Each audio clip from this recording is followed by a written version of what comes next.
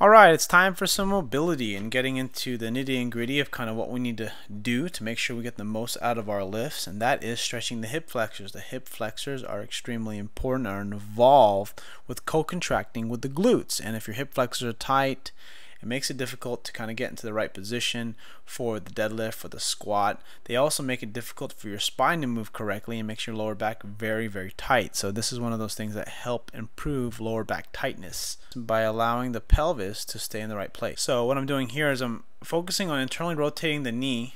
This allows for a little bit more of a stretch in the psoas, the iliopsoas, and it helps improve internal rotation.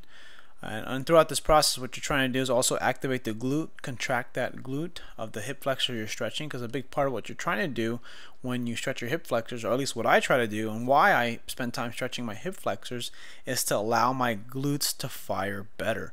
Because when the hip flexors are tight and they're shortened, it makes it difficult for the glutes to fully express themselves into hip extension. When you work on mobility and you work on flexibility, stretching, what you're essentially trying to do is you're trying to improve your ability to get into better positions. And the better position you're in, the more force you're going to be able to produce. You allow the muscles to work a lot better. I like the standing version because it just allows me to rest my thigh against the pad. Not everyone has this setup, but it's kind of nice if you do, or you can jerry rig it if you like.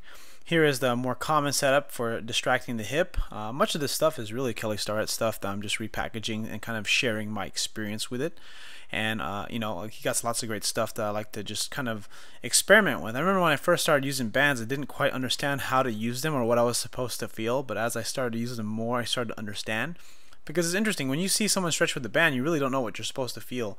And you really have to do this a few, I don't know, at least a handful of times before you get and understand what you're doing. With this stretch, you're just really trying to get a little bit more of the quad. You're getting more of the quad because the knee is bent. So when the knee bends a little bit more, you get more quad stretch. And here what I'm doing is trying to, again, bias more of my iliopsoas. And then here when I pull my leg back, I also use, stretch my quad more. Rectus femoris. The one thing I'll say about this position is that I start by grabbing my shoe a little bit, and then I grab my toes. It's very important that you do this very gradually and slowly, because a lot of the time your hamstring will cramp if you're as tight as I am or have issues like I do as far as flexibility, and it's going to cramp and it hurts like hell, and you might not be able to get it to calm down right away. Here it is using a band distraction. A quick note on using different bands. I have a thick band and I kind of have a medium band.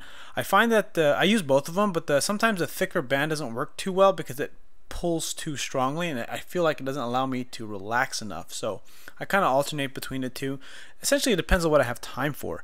And you can see here, what I'm doing in this position here, I'm really biasing, stretching the rectus femoris, more of the quad. Essentially, you're getting everything, but again, like I said, all you're trying to do is improve the hips to get the proper length. And that's basically it. Click like if you haven't already. Take a look at the companion video. Link will probably be in the description. It'll pop up in your feed, and it's going to just go over the anatomy if you're into that stuff.